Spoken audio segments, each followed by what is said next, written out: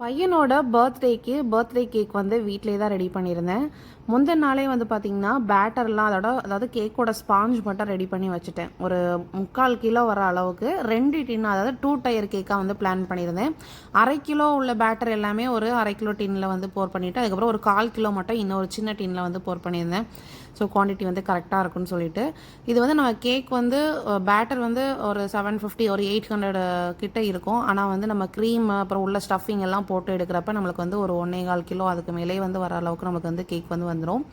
So முந்தின நாளே வந்து 2மே ஒரே டைமில் வந்து பேக் பண்ணி எடுத்துகிட்டு அதுக்கப்புறம் அதை ஆற வச்சு ஃப்ரிட்ஜில் வந்து க்ளீன் ட்ராப் பண்ணி வச்சுட்டேன். அதுக்கப்புறம் நெக்ஸ்ட் டே பசங்கள்லாம் ஸ்கூலுக்குலாம் அனுப்பிட்டு, அதாவது பர்த்டே மார்னிங் வந்து இந்த கேக்கான டெக்கரேஷன்லாம் பண்ணியிருந்தேன்.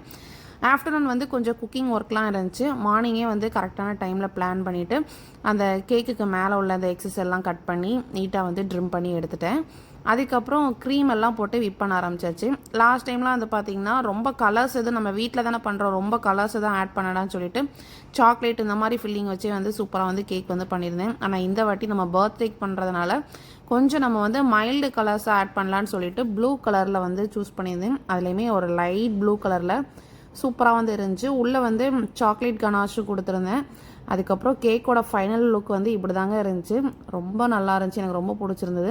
மேலே வந்து ஒரு டாப்பர்ஸையும் வாங்கி அட்டாச் பண்ணிவிட்டு இந்த கேக்கோட ஃபைனல் லுக்கை வந்து கம்ப்ளீட் பண்ணியாச்சு. எனக்கே ரொம்ப ஒரு சாட்டிஸ்ஃபைடாக இருந்துச்சு. கேக் பார்க்குறதுக்கும் சரி, டேஸ்ட்டும் சரி.